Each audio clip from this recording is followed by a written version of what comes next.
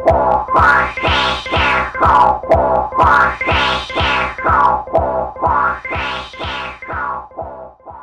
Diet Soap listeners, viewers, and hopefully future readers. My name is Ashley Frawley. I'm a member of the editorial team for Diet Soap Media and the coming Sublation Press. And today I wanted to look in a little bit of detail at some ideas surrounding political economy and COVID-19. I think there's been a lot of uncertainty around how to think about the pandemic in the last few years. On the one hand, seemingly, I think, especially in America, the pandemic response is being understood in terms of the epitome of the neoliberal outlook, with insufficient protections in place, putting the onus on society to protect themselves, and sacrificing people to the logic of the market. On the other hand, there have been conspiracy theories that at worst deny the reality of the virus, but is something else going on entirely. Well, today I have Fabio Vighi. I said your name wrong, I think, Fabio Vighi, here to talk with us a little bit more about these themes. I know you've been writing a lot about the political economy of COVID, and I really admired your courage to come out with this kind of analysis. I know at the very beginning of the pandemic, I had started to suspect, hey, I think this might be, like, weren't we expecting an economic crisis like 5 minutes ago? And so I started to kind of talk about lockdowns in an economic sense, and I got a huge amount of pushback to the extent that I thought, well, I'll just kind of wait for the owl to take flight, and then I can put forward an analysis. So it's something I wanted to ask you about a little bit too, whether or not you've had some pushback. But I wanted to go into some of your writing and some of the arguments you've been making. But you are professor of Italian and critical theory at Cardiff University and the author of several books about capitalism and crisis, among other things. So welcome to Diet Soap Media, and thank you so much for talking to us. Thank you, Ashley, for inviting me. It's a pleasure to be here. Great. So can you tell me a little bit more about your general work around crisis theory? And I wondered whether when you started to think that perhaps something deeper, political economy-wise, was going on with the crisis, with the pandemic. Yeah, I mean, this is something that, for me, takes place within a much wider context. And the wider context has to do with what I could summarize as the kind of crisis in value production, from a Marxist angle. From a Marxist perspective, I would say that there's a crisis in valorization, right? And that is much larger than just the kind of COVID crisis, because it has to do with a kind of immanent problem within contemporary capitalism, which is the creation of value. If we apply the kind of labor theory of value in Marx, we would realize that in the last 40 years, since the 80s, I would say, or late 70s, less and less value has been created through capital investment in labor.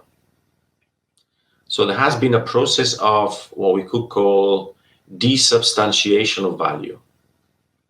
What we call value has less and less substance and has to be compensated for by value created in the financial sector, fundamentally.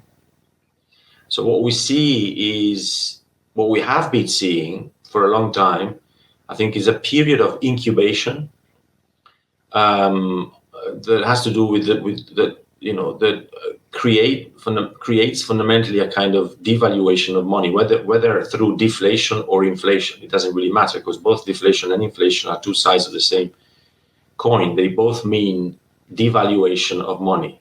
So your money is has less and less intrinsic value, and therefore, you need more money to buy stuff. Fundamentally, that's what we're seeing today. And I think this process has sort of reached a point of no return now, recently. simply because of the massive disproportion between the value, which is technically speaking fictional value created in the financial sector, versus the value created in the real economy. So we have a contraction of value in the real economy because of the automation processes, the kind of technology that prevents labor from being engaged in the real economy. But on the other hand, we have an inflation of asset bubbles in the financial sector. So this proportion between asset inflation, financial bubbles, speculations, central bank interventions creating money out of nowhere, and the real economy has a massive potential for devaluation of money, right? And therefore, it has a massive potential to ignite a massive crisis within capitalism. And I think with COVID, then we can talk about what happened with COVID, I think, right? I think with COVID, we have all of a sudden, it's not just COVID that caused the crisis that we are seeing, but the crisis was already there before COVID. So that's my initial point, my fundamental point, that already in 2019, we had reached a kind of point of no return, right? And we had, effectively in September 2019, we had a kind of 2008 on steroids. So the same problems that had emerged in 2008 were coming back in 2019, but on a larger scale. Precisely because of the problems that we were witnessing in the financial sector, more and more issues, right? Number of fundamentally a liquidity crisis, the same kind of liquidity crisis that triggered 2008. So all of a sudden, there was a liquidity trap in the repo market, which is a specific. Just froze there. I think. Oh, yeah, you're back. So, I don't know whether you want me to sort of proceed in steps or you have any questions, because first of all, I wanted to say there's a much larger issue here. It's not just about COVID and finance. It's about, I think, the fundamental shrinking of the real economy. Yeah. And the compensation for that shrinking, which has to do with asset inflation in the financial sector. Right. Mm-hmm. So more and more value comes from there. Whether it's money used by banks or money used by governments, it's more or less the same issue, because what we're seeing is the inflation of money that is fundamentally without substance. It's money created out of nowhere, that is not created out of the economy process, right? The capitalist economy, investment in labor, etc. And that has a huge potential for devaluation of currencies. So I think it's within that context that we need to place the COVID event. Yeah, it's a difficult kind of argument to go through, because it requires that before you can sort of apply your understanding of crisis to COVID, people have to be on board with the idea that there is a crisis in terms of value production within capitalism more broadly. And some of the counter argument is that the supply of cheap labor from abroad has dampened down the pressure to replace human labor with automation, with machines, and so on. And so this is more or less lessen this tendency of the rate of profit to fall. And so that kind of undermines the entire argument before we even get to whether or not what happened with COVID. I wondered if you could speak to that. I don't think that's. That's true to a degree. The problem is that you're still investing much more in what Marx used to call, fixed capital rather than variable capital. So your capital investment goes into machines much more than in labor, because it's, as you said, very, very cheap labor, right? So whether, that allows you to be more competitive perhaps on the market. So as an individual business, you can win because you are more competitive than other businesses, and you drive them out of business. But the overall mass of value created globally within the capitalist economy diminishes nevertheless, because you employ less and less labor. Because labor is less and less value productive, right? That's the key point, right? That's a really important point. In order for labor to produce value, it needs to come as a result of investments in labor, so capital investments in labor. If there is no capital investment in labor, whatever labor produces is not real value in the economy, right? It's value that comes from desubstantiated value. So it's not real. In order for it to be real, it needs to come from capital investments.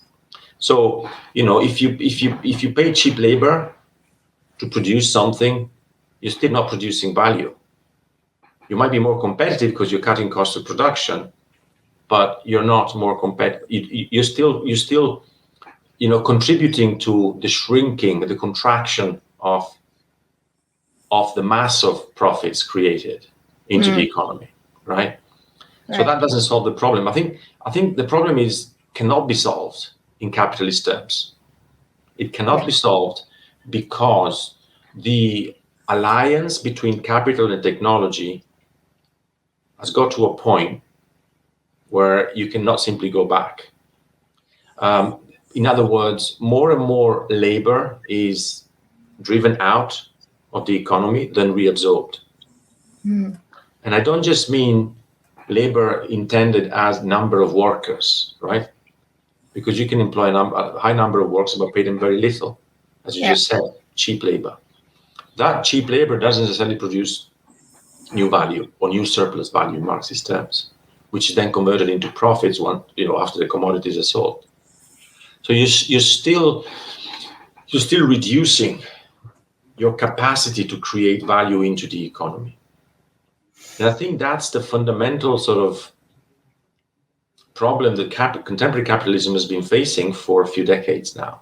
And I don't think there's any way to solve it except trying to repress it or deny it by driving capitals to invest in the financial sector, where you create these asset bubbles of what Marx used to call fictional value, right? Not real value, because it's value created out of speculation.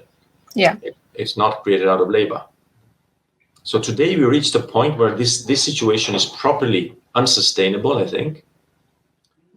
It can only be sustained through what I would call a kind of shift towards a kind of authoritarian society. Right. So in terms of cheap labor, so I want to come back to that in a second, but in terms of cheap labor, just to make sure that I'm following you here, is it a bit like slavery within industrialism, where slavery, if you just had slavery self-contained, it's impossible to have capitalism. You would degrade into some kind of pre-industrial society or pre-capitalist society. But you had slavery for a short period of time within capitalism because it was basically appropriating value in exchange. It wasn't creating any new value. Is it the same idea there when you pay very, very low wages, or am I completely off?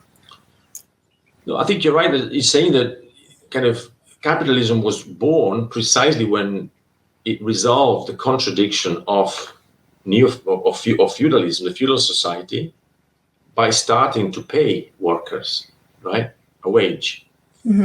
Obviously, Marxian terms, the wage never corresponded with the actual amount of labor done.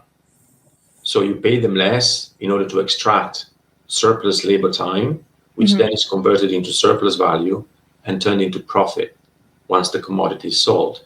But in order to have that system in place, you have to first establish the figure of the worker, of the wage worker, right? Which is a creation of capitalism. I think capitalism owes its success to this original creation of the wage laborer, which, as you just said, produces a new kind of worker, not a slave any longer, kind of frees the slave, as it were, but it creates another type of slavery, of course, right? But at the same time, it kind of creates the worker as what I would call a self-externalization of capital itself. It's simply capital. Capital needs that kind of worker in order to become itself, in order to recreate its own conditions and possibility. So wage labor is, it's another name for capital fundamentally, right? It's another form of appearance of capital, as it were. I think Marx understood that precisely because he applied, I think, the Hegelian dialectic that he knew quite well. But regardless of that, the point being that yes, it's a different kind of enslavement that we're talking about, obviously. But the fundamental capitalist point is that you need to pay wages, right? You need to pay wages to create profits.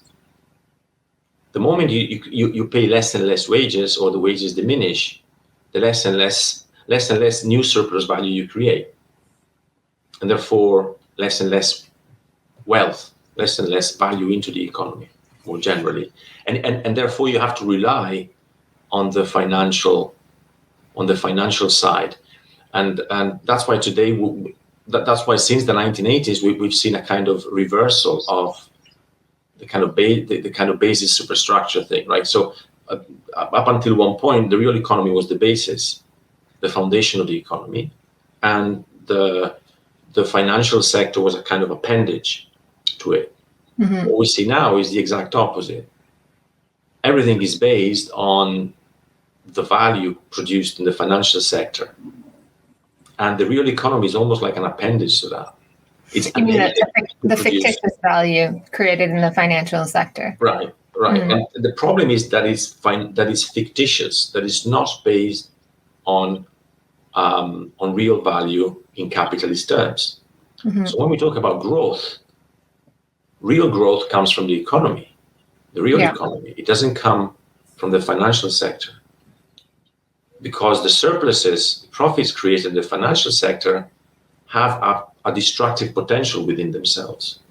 And that destructive potential has to do with the devaluation of money itself, of value itself, right? So I think what we see now is, we're reaching the point in history where that process of devaluation, which comes from the creation of fictional money in the financial sector, is less and less controllable through free market capitalism.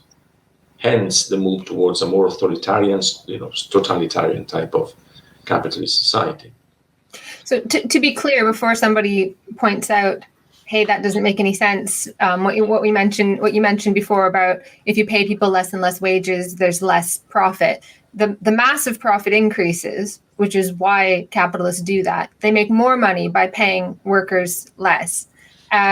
But each individual commodity that's produced has a lower rate of profit, and the rate of profit in the economy as a whole tends to go down, right. Which means that when you go to invest in making real things, you have to invest more and more to get less and less out. Does that make sense? I think the point is to think capital as a totality, not just as individual capitals, right? If you remain within the perspective of individual capitals competing among themselves, you don't grasp the idea of the total mass of value produced by capitalism. Mm-hmm. So as I said, you can win by reducing your labor, but by buying less labor, because you're more competitive on the market, but overall the economy shrinks. Yeah. Because the economy, real growth in the economy depends on labor. It's and I think that's the big problem faced by capitalism as a whole. But it's a kind of intangible magnitude we're talking about, right? We're talking about a mass of value as a kind of intangible magnitude. It's difficult to quantify even. And that's why I think economists struggle with this idea, because it's very difficult to quantify. But the truth is that our economies are becoming more and more stagnant, right? We've seen that. This is a process that has been going on for decades now. Mm-hmm. So they're less and less able to produce to produce the value necessary for the reproduction of societies, right? Mm-hmm. That the state needs in order to invest into infrastructures, blah, blah, blah, schools, roads, health system, and so on and so forth, right? Yeah. So states go more and more into debt, and they finance their debts by going on the market, right? Mm. And very often today we see that, for example, in Europe, it's the central bank that intervenes to buy government bonds to give money to the states so that the state can finance its infrastructures. But once again, it's not money that comes from revenues. It's not money that comes from the real economy. It's money that comes from out of nowhere. Yeah, but right? It has to be paid back in real, in real human labor, which is dwindling. It has to be paid back, but again, it's almost impossible with the rates of growth within our economies to pay back interest, even interest on the debt that states sort of have. Hence, more and more debt. More and more indebtment in order to pay interest on debt. And that creates a kind of flight forward of debt that it's unsustainable now. It's become properly unsustainable, right? It can only be sustained by money printing. Mm-hmm. But again, that money doesn't come from the real economy, right? So we once again back in the same place. Yeah. It's a loop, right? Yeah. So this distinction between what an individual does, an individual capitalist does, and the totality is really important. And I want to come back to that because I want to ask you about conspiratorial thinking, because there's this tendency to sort of, and I wondered how you avoid this, to imagine elites pulling the strings, consciously aware of the totality. And I'm not sure that they are, but I'll ask you about that in a moment. But I'm glad that you've come back to we've come kind of full circle here, because I posted a line from one of your articles on Twitter. So you've written a few articles on this in a magazine called Philosophical Review, I think, which is Philosophical Salon. Yeah, sorry. Yeah, Philosophical Salon. Sorry. So I posted a few lines from this on Twitter about the pandemic kind of providing a cover for enormous loans and deflationary measures and so on. And somebody wrote, "Oh, this is all a bit pessimistic. The optimists say Bitcoin will fix this." And I'm not convinced, he says, that money printing will end in tears, as it seems like they figured out that as long as they don't stop, all is well. I wondered what you'd say to that. Well, money printing is something, it's a desperate measure, as I said, to counteract the difficulty that capitalism has, contemporary capitalism has, in producing real value in the economy, and I think it's intrinsically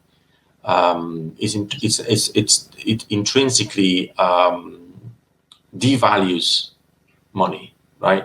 So one way or another, we'll end up with our money being less and less, needing more and more money to buy stuff, right? Mm-hmm.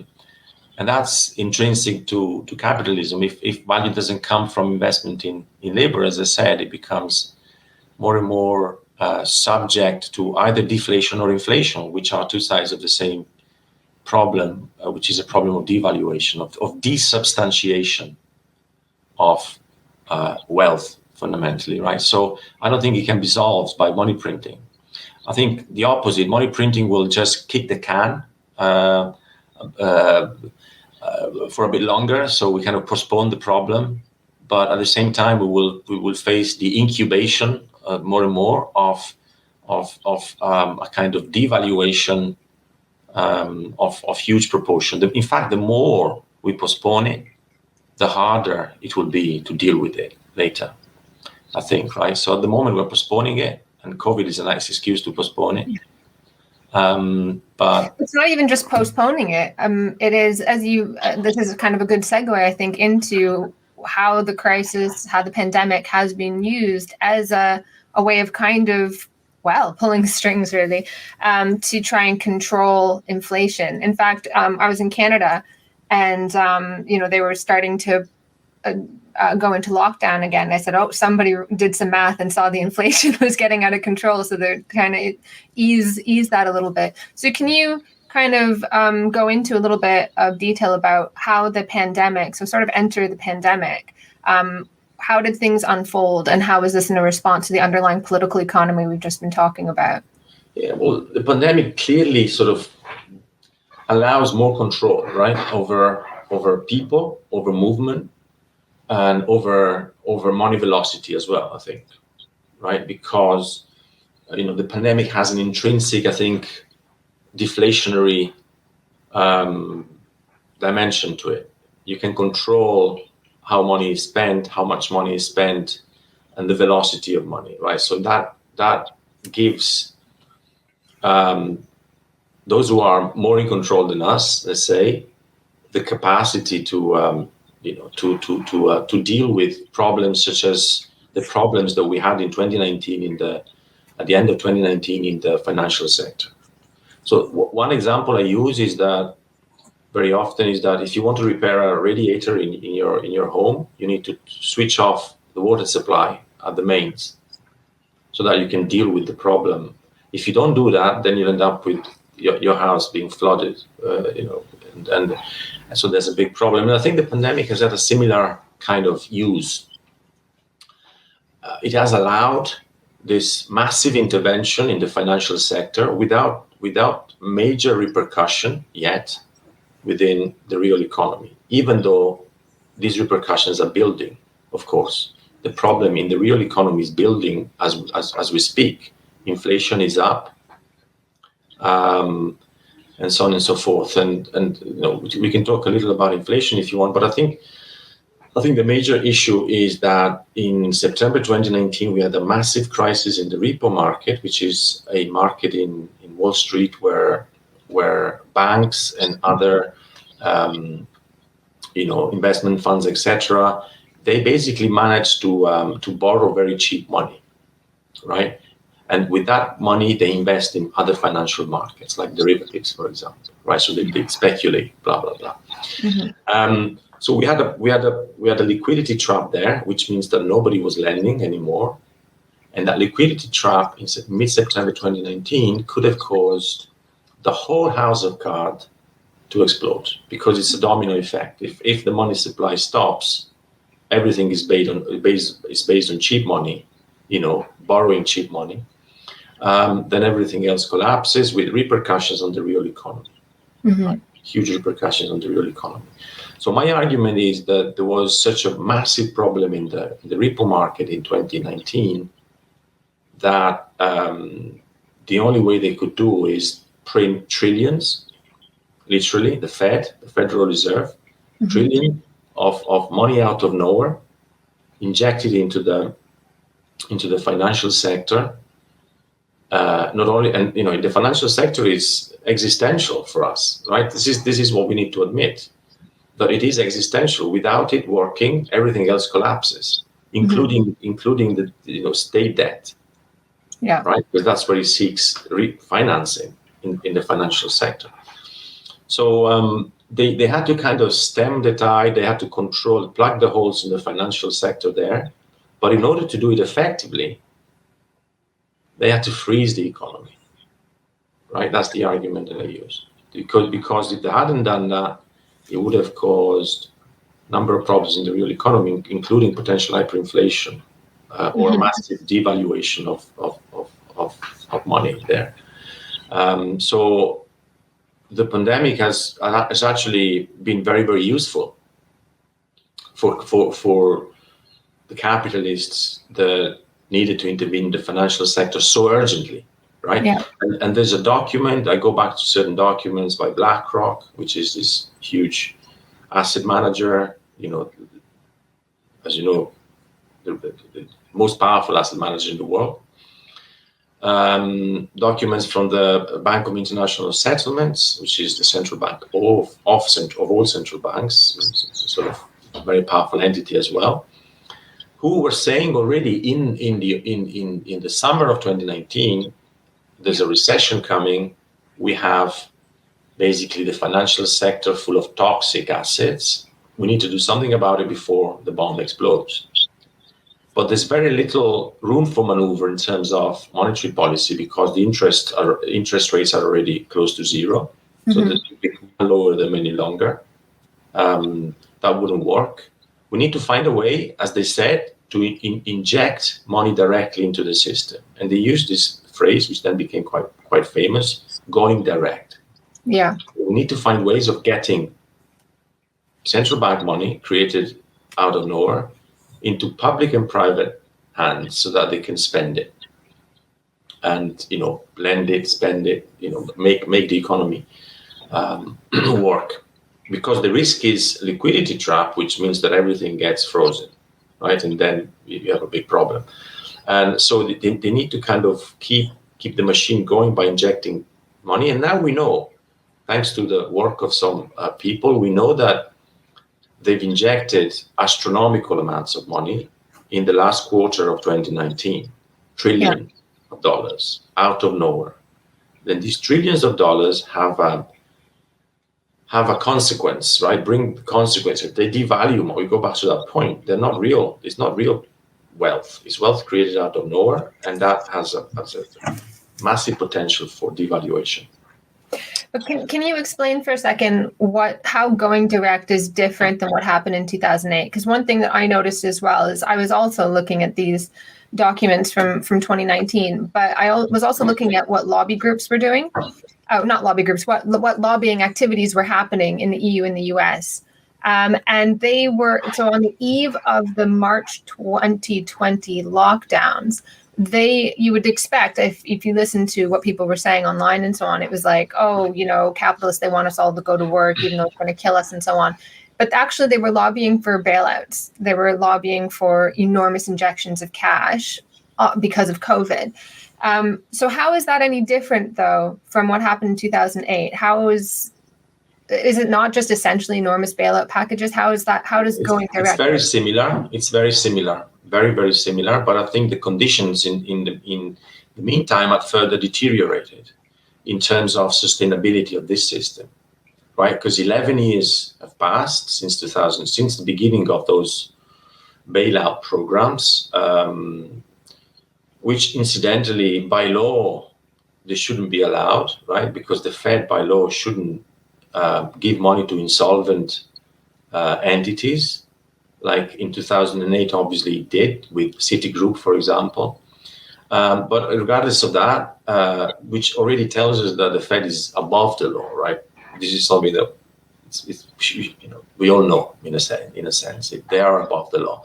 But the problem is that I think between 2008 and 2019, the situation has further deteriorated in terms of the inflation of the financial assets. So basically the same medicine, the same method that started again from 2009 through quantitative easing, what became to be known as quantitative easing. So these massive purchase programs whereby central banks buys assets from the financial sector that thereby mostly toxic assets or government bonds, injecting huge amounts of money into the system. So that had been going on in the US for about 10 years. In Europe, started in 2015, I think, more or less. But it kind of did exactly the same thing. So QE programs, inflation of financial assets, and creation of the potential for a massive deflagration there.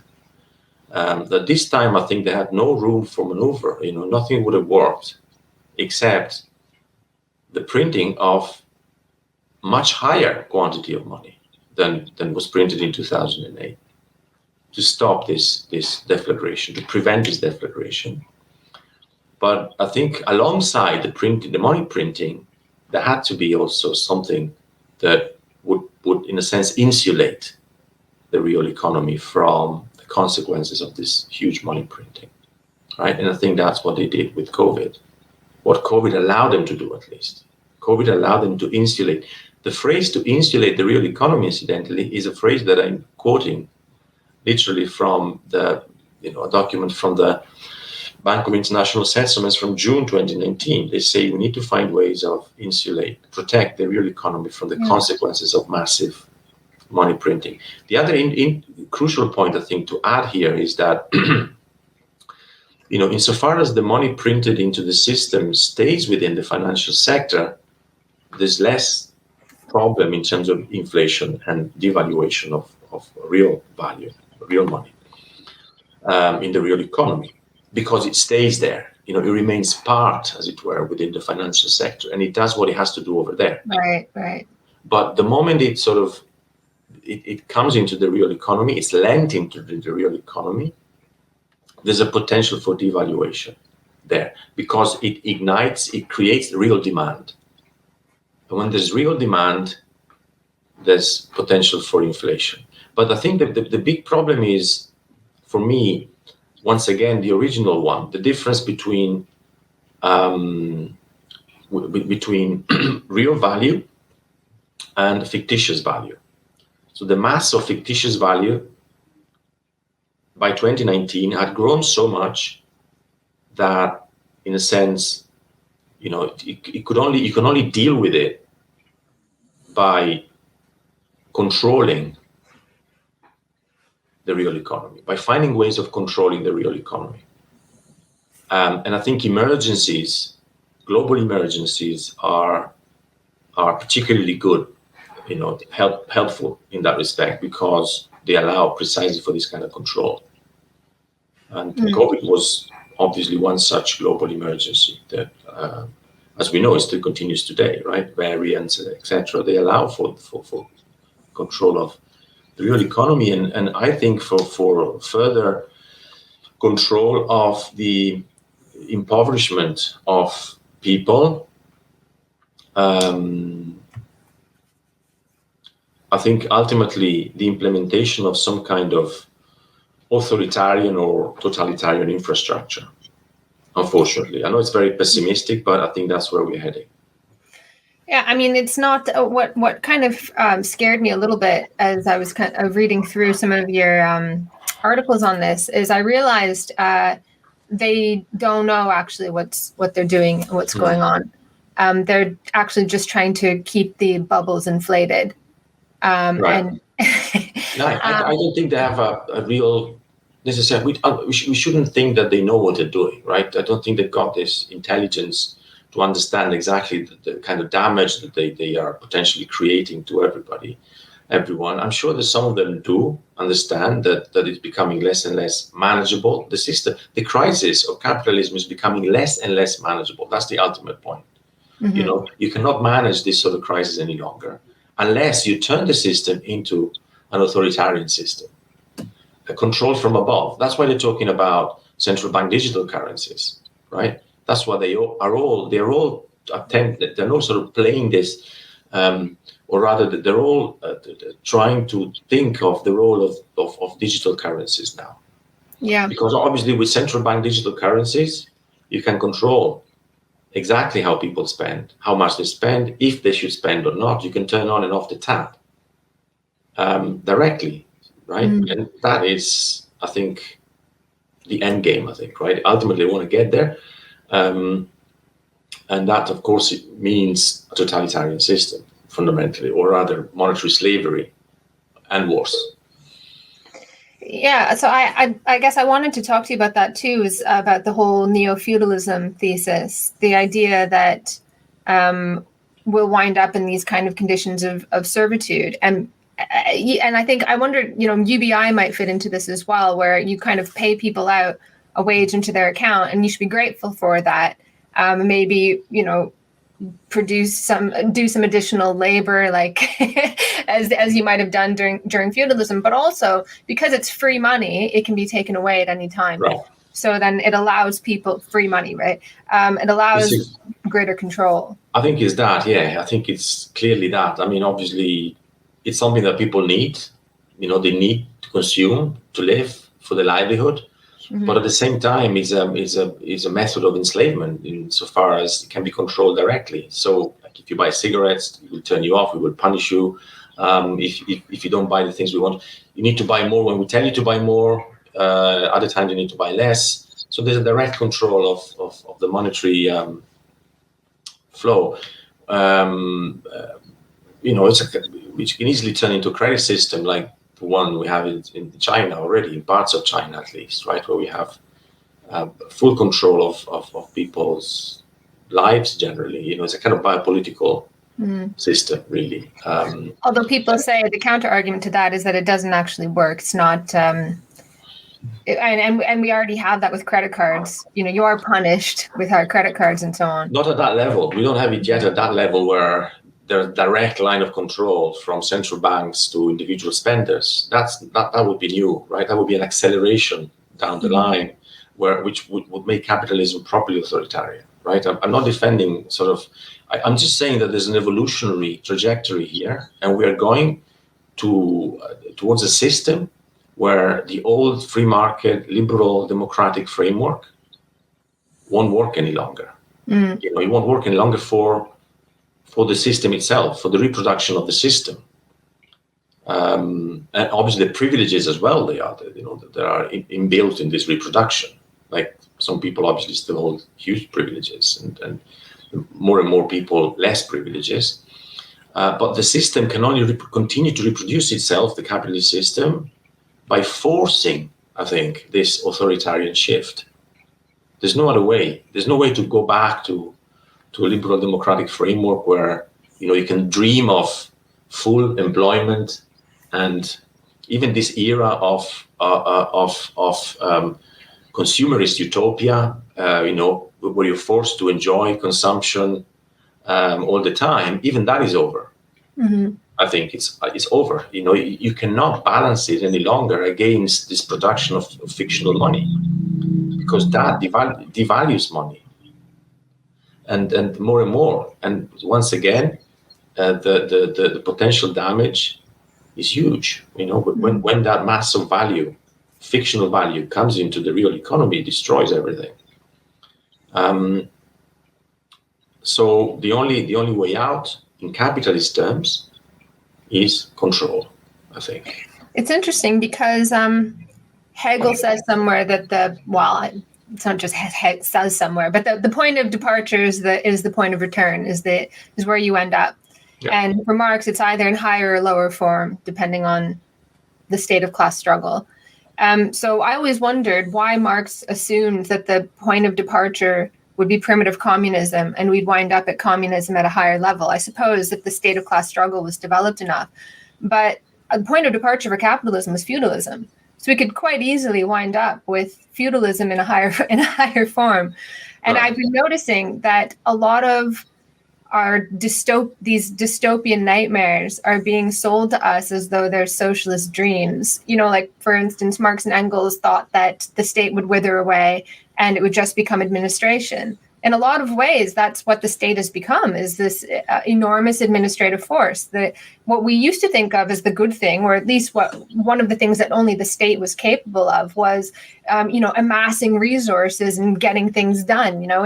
Enormous interventions that other people could not do, building bridges or whatever, big works. Now they don't do that. It's about administration, but it's a horror. That's not at all what anybody ever dreamed of. Or like abolishing private property. Like, capitalism abolishes private property for 9/10 of the population. And now we get, the famous line, you'll own nothing and you'll enjoy it, which is this horrible dystopian nightmare that could actually be sold to us as a kind of socialism. I think some Marxists buy it, as a solution, and even love it, and even sort of enjoy the idea of being in this state. Maybe I don't know what, but I know that there are some Marxists who don't see that as a problem, right? Because they think, okay, the middle classes are getting destroyed. Great news, but but it's not because I'm defending the middle class, but because I can clearly see that this is enslavement. It's not what I think Marx thought that communism would be. Definitely not, right? Because it's still a capitalist system where we will still be, we will still have to work, and we still have to consume, but in a more and more controlled way, in a more and more regimented way, dictated from above directly, and at the same time, we will everything will be taken away from us.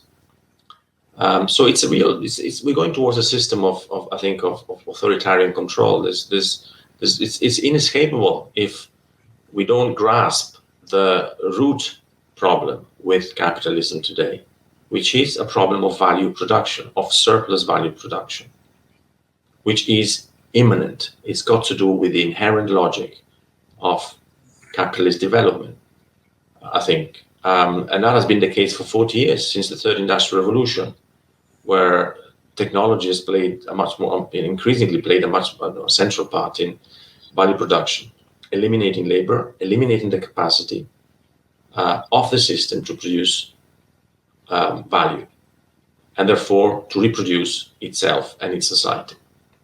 I go back to the old argument, but I think it's so important, right? If we don't grasp that, then everything else is lost on us, including this idea of whatever pseudo-socialism that that is sold to us as some kind of liberation. No, it's enslavement. Yeah, I think that's a really important point, in that I think one of the antidotes to conspiratorial thinking, I mean, obviously those in power conspire an enormous amount for things to, but I think for things to like stay the same in a way, not to like lead us away from a functioning society toward one that works in their interests. I mean, society already works in their interests to a certain extent.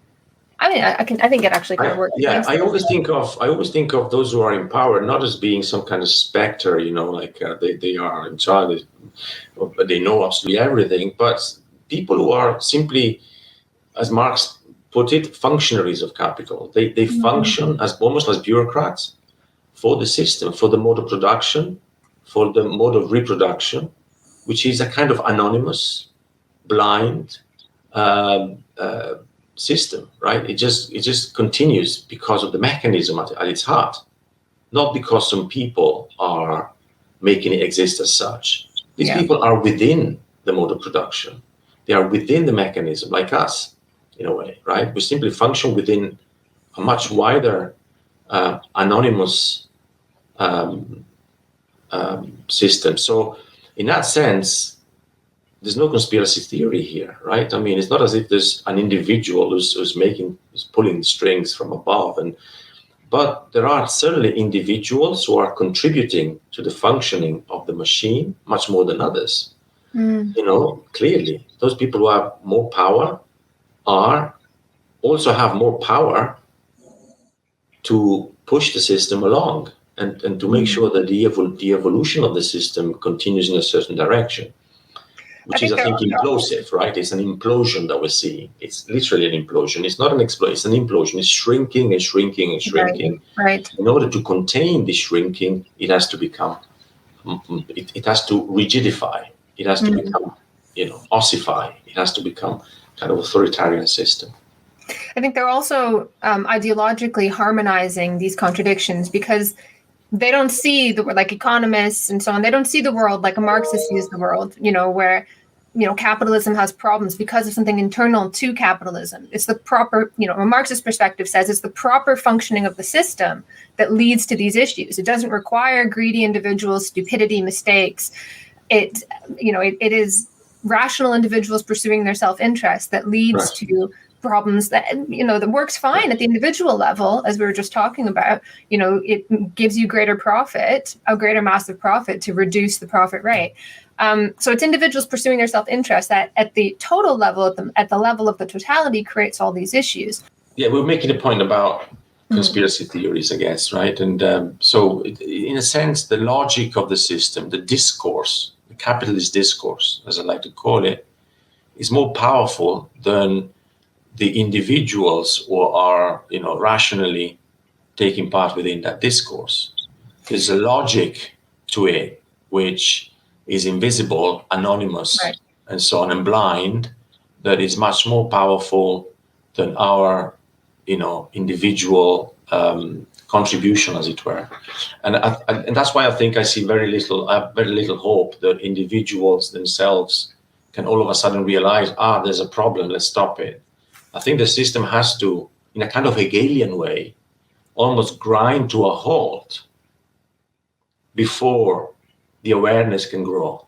So there's a problem within it, right? Yeah. So that's what I was trying to say, is that what they're doing is they see they grasp that there's an issue here, but they see the system itself as essentially harmonious, as essentially in some kind of equilibrium. And the issues are, external to it. Crisis is always an external shock. So if the system is tending towards something, they see that as tending toward a kind of equilibrium. So John Stuart Mill, for example, thought that capitalism is tending toward a harmonious stationary state.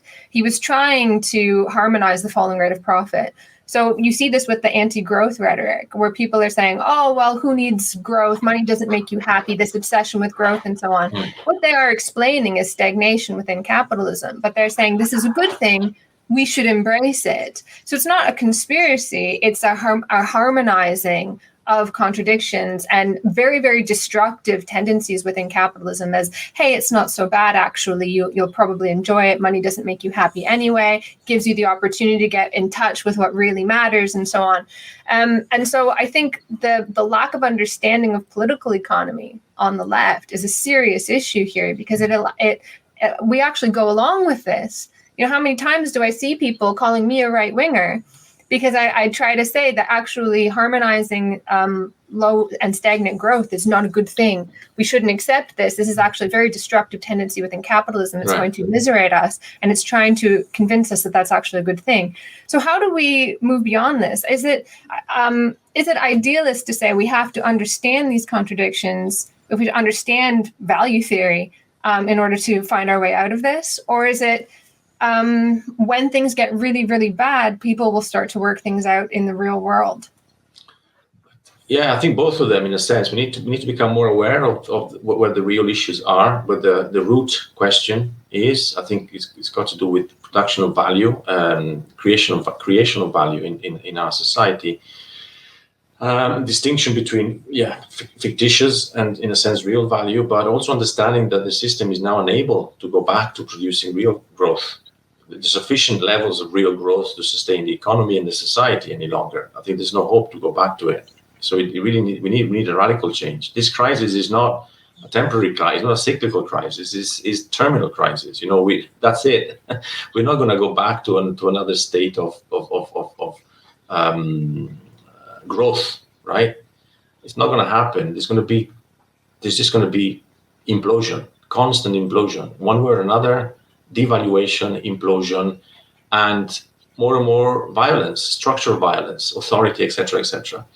That's inevitable, I think. So there will come a point during this, evolution of the system, this kind of trajectory, that people will realize more and more that the system is not working for them, and they will need to abandon the fantasy of capitalism as a system that identifies them. Right, because I think the big problem here is identification with the values of this system. This is what people don't want to give away. They want to give up, even though they know that it's not working any longer. They don't know anything else. They don't know any other set of values. So their values are the capitalist values, right? Including us. Everybody's in it.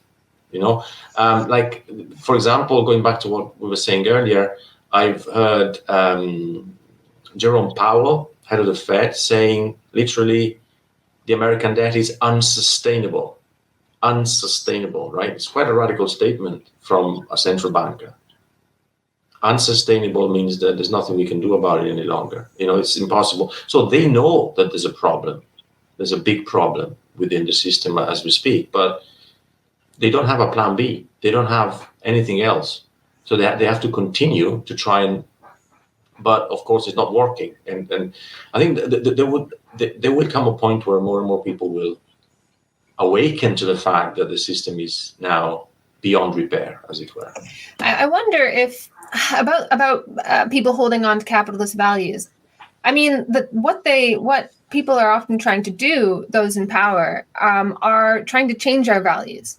They're trying to change. They're telling us all the time to let go of these values of like wanting a better life and a bigger house and so on, and that's a left-wing thing, and that's a progressive thing, that we have to be resilient and adaptive to a world beyond our control. I think to actually hold on to capitalist values of freedom and a chicken in every pot and all that kind of stuff, you would have to move beyond capitalism, because and like, even if you wanted to hold on to the value of like free markets, well, then they'll destroy themselves, right? And we'll wind up with a situation. In order to maintain economic liberalism, you will have to let go of economic liberalism. So I think, I don't know if what we have to change our values and let go of our values. I think that might actually be a bit dangerous. That's a good point. I mean, what you're saying is that already this change of values is being co-opted by the main narrative. That they know that they have to change the way we see ourselves in the world, basically. Yeah, or like that justification of capitalism. Right? Yeah. Justification of capitalism is that it's going to make you richer. So you hold on to that against its immiseration. I think the point where that change will impact on people's lives properly, because it hasn't impacted yet, that maybe will generate a shift in the way people think about it. Because at the moment, it's all very much, I think, still a kind of idealistic level, right? It's not sort of materialized yet as something that impacts on people's lives. For example, the consequences of climate change and what we'll have to do what we'll have to sacrifice in order to avoid global, climate change, etc. One thing, but other emergencies that will come, right? Right. I think we're still living within a set of capitalist values, like, and we want to hold on to them quite desperately, as a matter of fact. But I think the moment we realize that is impossible, that we will be pushed down more and more to accept another set of values which is not the same, and we will realize that our condition will deteriorate further, material condition, blah blah blah. Especially, the middle class will be pushed down, and most of humanity will be reduced to kind of immiserated, as a matter of fact, right? That will be tough, and it's at that point where I think a new awareness or a new sense of community even might emerge that will potentially push for change, systemic change. Mm. But that's a dangerous game. We know it can go bad. It doesn't necessarily, you can take on, systemic values which you don't necessarily want, more authoritarianism, more violence, more control, and so on and so forth. So in that sense, it's important, I think, to create critical awareness of what's going on now to prevent further damage down the road in terms of reactions against something bad, which can be even worse to the problem itself.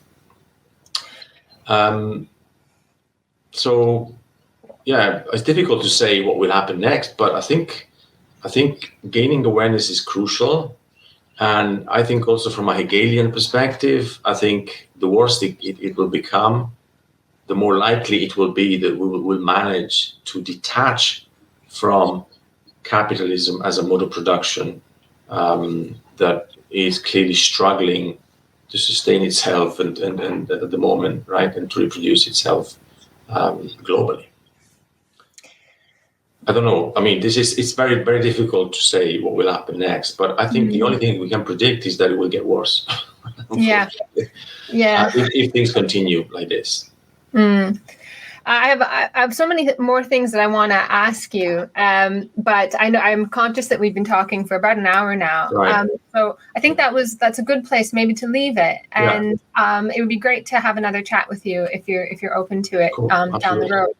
Particularly, once we sort of send this out into the world, any kind of pushback that we get. So one thing I wanted to kind of ask you about was if Omicron is if these variants are ways of kind of further leveraging control over the economy, why was it so weak? That kind of thing. Why has there been an uneven response in different countries? But that'll open a whole other can of worms. Yeah, so I can see that sort of emergencies will stay with us for a while. They don't have to be the same type of emergency. They can be another type of emergency. But I think they're necessary now for the system. I mean, the system needs emergencies in order to control its implosion, in order to create a kind of controlled demolition of what we see around us. For them, controlled demolition is much better than just crash, as it were. Right. And I think these emergencies allow for a controlled demolition of what's going on, and they make it more and more difficult for us to realize what's going on. They also are distraction, obviously, because you think about them. We've been thinking about the virus for 2 years. We haven't thought about anything else, right? And we blame everything on the virus. Yeah. If the economy is in free fall, it's because of the virus. Not true. The economy was in free fall before the virus. The virus has come as a kind of Linus cover, what they call it, cover, to massive Linus cover to prevent us from realizing that there's a problem. So emergencies also have that role. Apart from having, I think, a direct economic role, socioeconomic role, they also have a kind of psychological role in hypnotizing the people, in terms of telling the people, look, there's a problem there.